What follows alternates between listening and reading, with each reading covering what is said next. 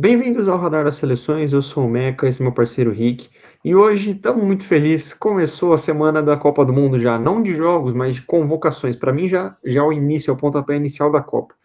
E né, tivemos essa semana já a seleção da Suécia, Bósnia, a Nova Zelândia, hoje ainda nessa madrugada sai do Japão para a Copa do Mundo, mas a primeira seleção de grande expressão já soltou a primeira lista, que é a seleção francesa.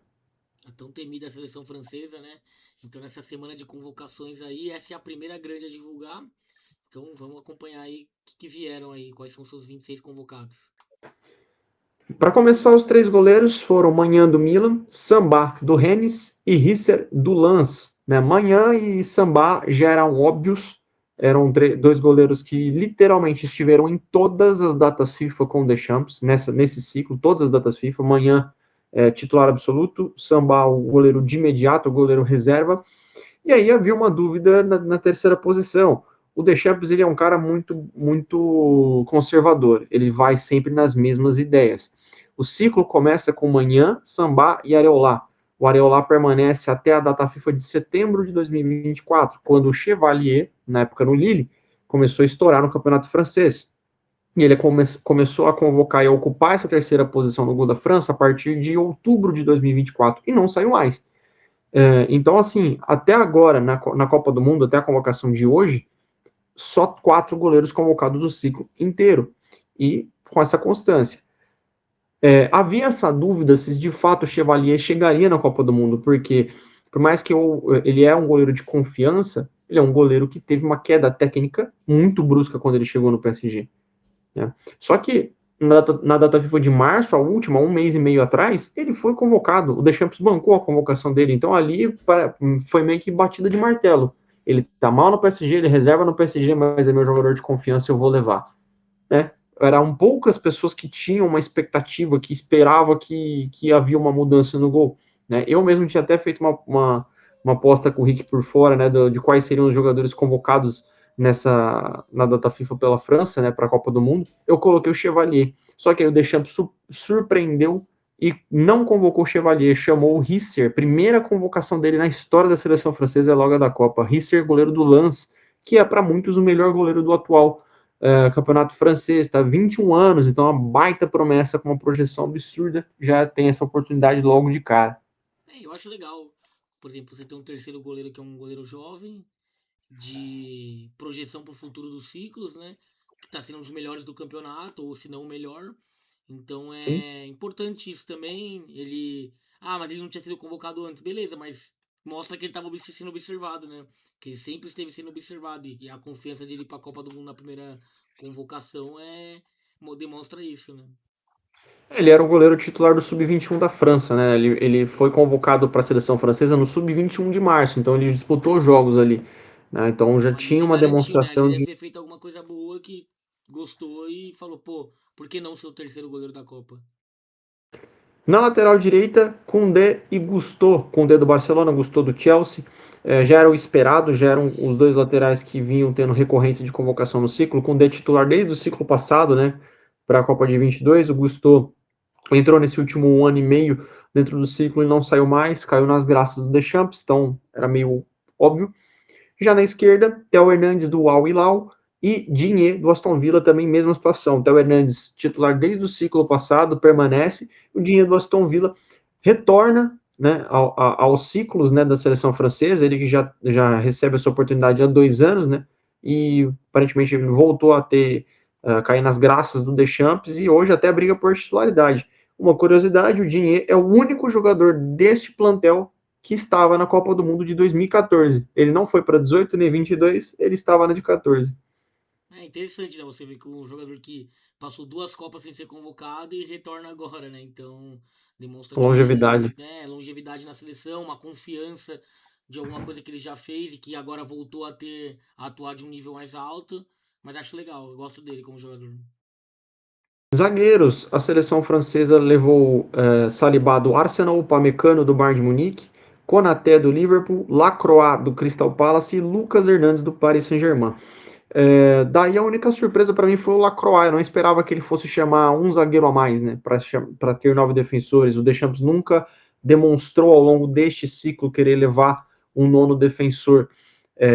Por mais que na Copa do Mundo de 22 ele levou 5 zagueiros, né? Mas ao longo desse ciclo não apresentou tal intenção. Imaginava eu que ele levaria mais um meia, mas o Lacroix, que foi bem na data FIFA de março, a única convocação dele no ciclo foi para os jogos contra Brasil e Colômbia. Ele joga bem, chama atenção, mas ali eu mesmo pensei, pô, não, ele foi chamado para reposição do Salibá, que estava machucado, então ele foi convocado, então ele é o primeiro na fila de alguma lesão ali, alguém machucou, ele vai ser convocado. Não, mas o Deschamps gostou tanto que bancou a convocação. Então, Saliba, Upamecano e Konaté são remanescentes de 2022. Lucas Hernandes é um dos poucos remanescentes campeões do mundo, né, junto com Kanté, Dembélé e Mbappé neste plantel. Lucas Hernandes é campeão do mundo. E aí a novidade é o Lacroix para fechar essa linha de 9 defensores. E mostra a importância desses amistosos pré a última lista, né? Porque jogadores que às vezes não estavam nem sendo pensados em ser convocados, ele foi bem, às vezes entrou no lugar de alguém que lesionou, alguém que já tava na corda bamba e fala, pô, o cara foi bem, é jogo mais para Copa do Mundo, é um nível mais alto, vamos convocar ele. Ele tá entregando o que eu quero. Então essa surpresa foi no caso do Lacroix, né? Sim. Meio campo, Kanté do Fenerbahçe, Koné da Roma, Rabiot do Milan, Tchouaméni do Real Madrid e Zaire Emery do PSG. Também sem nenhuma novidade. Eu acho que o que fica o agravante é a ausência do Camavinga, né? Muita gente esperava a convocação dele e ficou de fora. Então. O Camavinga comentaram bastante, né, nas redes sociais, torcedores também que pensaram, que os jornalistas que projetaram que ele seria convocado e ficaram surpresos com ele fora, né? Talvez é justamente o Lacroix herdeu a vaga do Camavinga, né? Então. Ele preferiu ter um defensor a mais do que ter o Camavinga, né?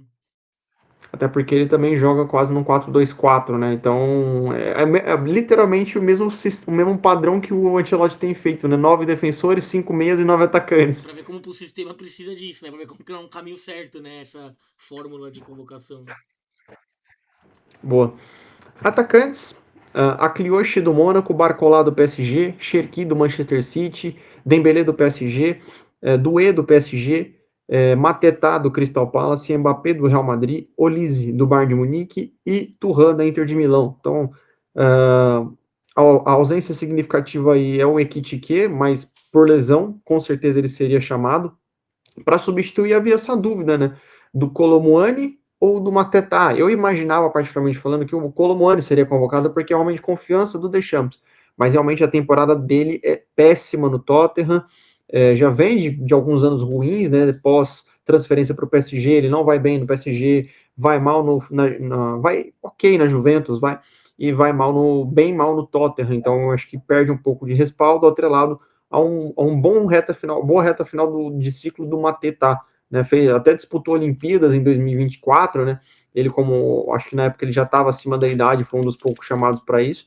Fez uma boa Olimpíadas, né? Pela seleção francesa, recebe a oportunidade aí para ser convocado. De resto, era tudo dentro do óbvio, né? Então, e eu aí até tentar pegar o nome de jornal aqui que comentou também sobre o Colomuani não ir, falaram que foi até uma trairagem, alguma coisa, palavras assim.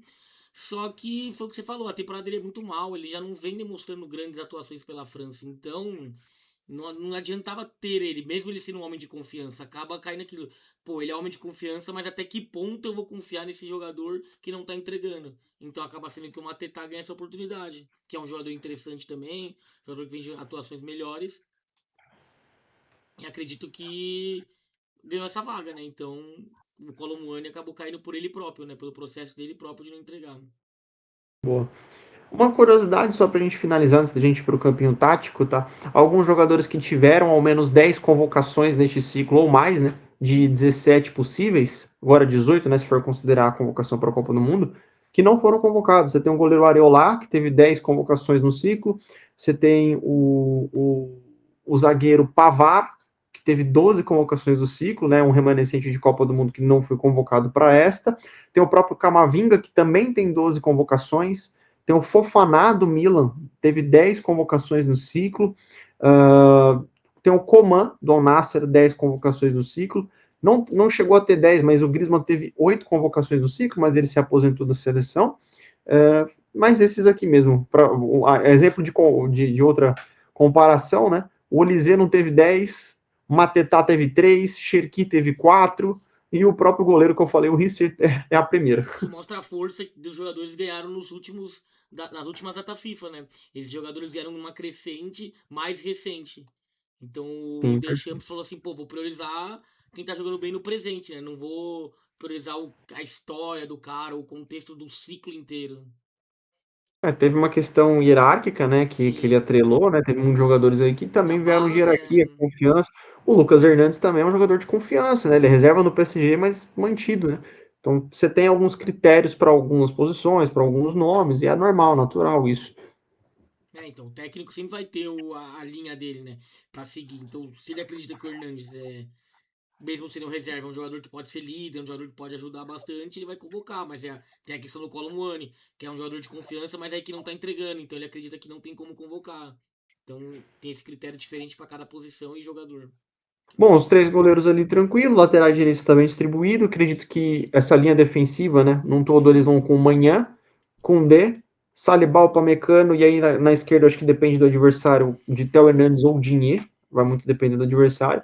A dupla de volantes ali, acredito que vai ser Tchouaméni e Koné, que foi a dupla de volantes durante boa parte do ciclo. Não sei se o Rabiot vai ter a oportunidade em algum momento de ser titular. Zaire Emery também pode fazer lateral, né, em algum momento. A França tem jogado com esse 4-2-4, que é um 4-2-3-1, com o Olysée muito por dentro, o Cherki sendo reserva dele. Na direita, acredito que seja o Doué, tá? Que vai acabar assumindo a posição pela direita, muitas vezes trocando posição, porque a França troca a posição o tempo inteiro ali do quarteto da frente. Pela esquerda, Dembélé e Barcola, lá na frente o Mbappé sendo a referência, com o Matetá e o Thuram sendo os reservas dele. Então, esse quarteto da frente rotaciona o tempo todo. A hora você vai ver o Mbappé caindo para a esquerda, Dembélé de falso 9, o Olysée para a direita, o Doué centralizado e vai rodar o tempo todo. Né? É um time muito forte. O 4-2-4 ele é um modelo, né, uma formação que permite ter essas alterações, né? Vai para um 4-2-3-1, aí você pode atacar com mais jogadores, defender com mais. Então, tipo assim, você pode se adaptar ao longo do jogo e também ao longo do adversário, que nem você comentou. O Dinheiro pode ser para algum adversário de repente diferente, o Hernandes para um adversário que pode sair mais. Então, tem essas características de cada jogador. De repente, o Rabiot num jogo que precisa de uma contenção melhor, um cara mais experiente. Então, você tem o Kanté também para isso. O Zaire Emery que é móvel, então ele pode tá no meio, mas também tá na lateral ajudando, de repente fazer uma ala. Então tem essa questão, né? É muito bom ter jogadores, ainda mais esse sistema que é um sistema bem dinâmico, bem versátil. Mas é isso, pessoal. Espero que vocês tenham gostado desse vídeo. Os próximos dias vão ser muito insanos. Amanhã mesmo já tem a convocação da seleção da Bélgica. A gente vai fazer um vídeo aqui também. Mas espero que vocês tenham gostado. Deem like, compartilhem esse vídeo e até a próxima. Tamo junto, valeu pessoal.